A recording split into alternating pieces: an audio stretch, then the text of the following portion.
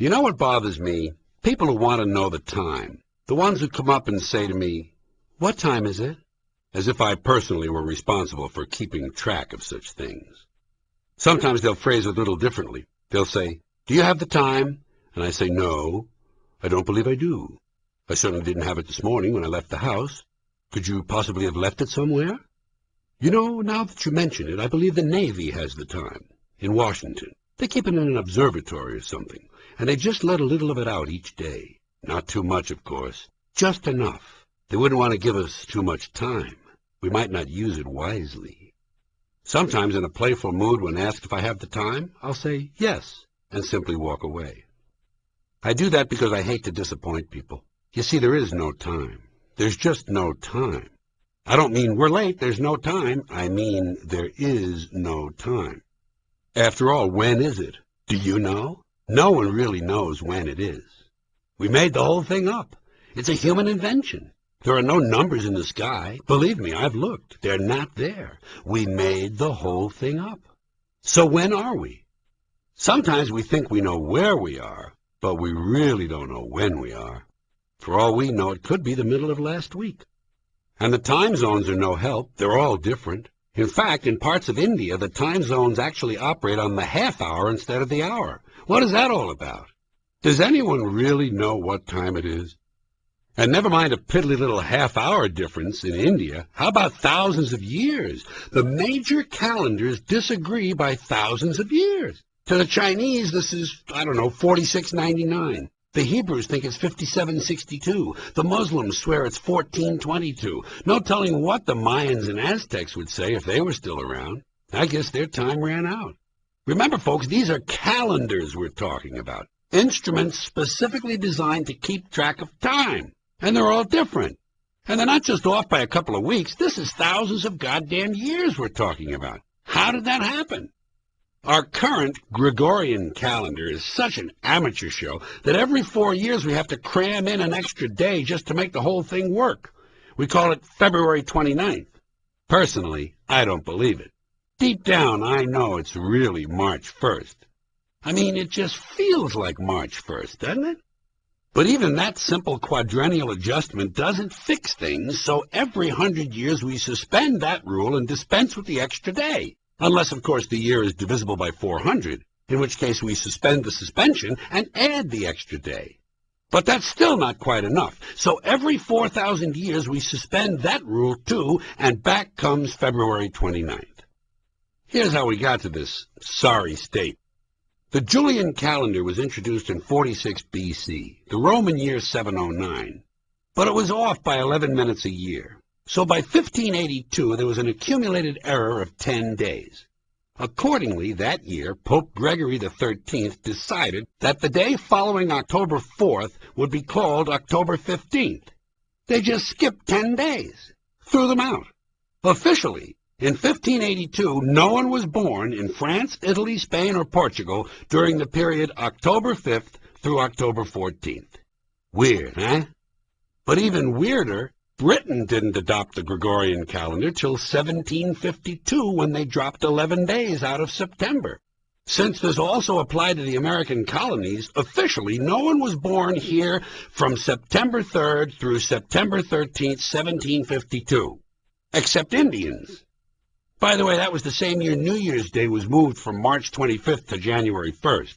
The way it had been handled before, for example, was that March 24th, 1750, would be followed by March 25th, 1751.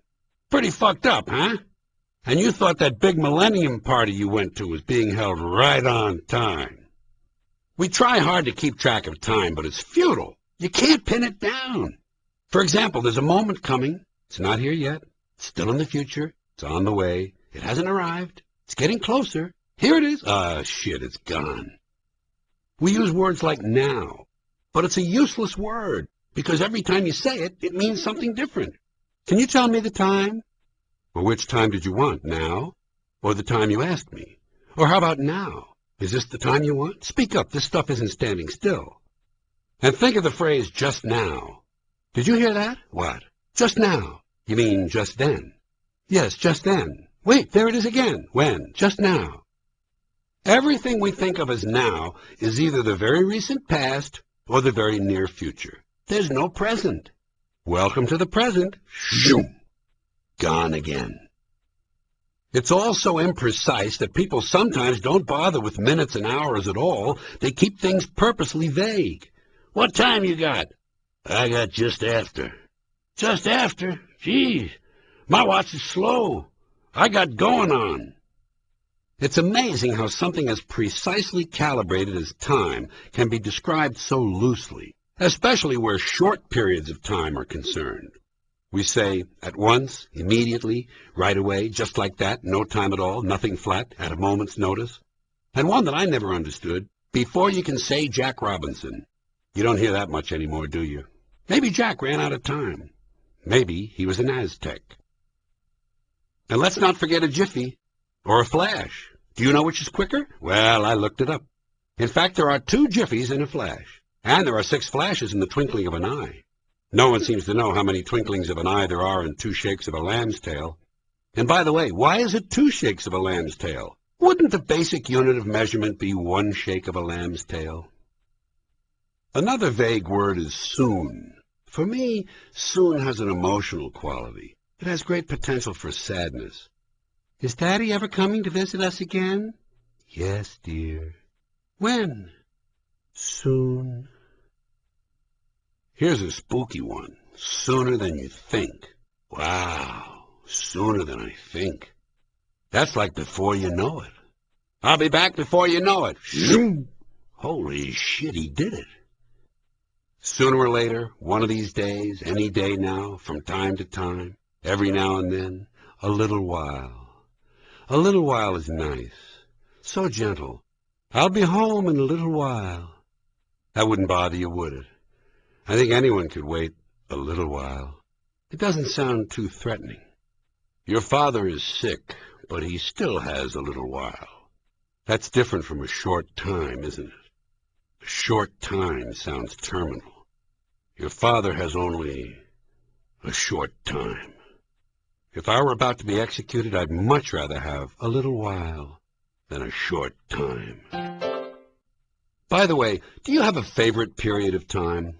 It isn't easy to select a favorite period of time. There are so many appealing ones. I have a few. To me, the most useful period of time is 5 minutes.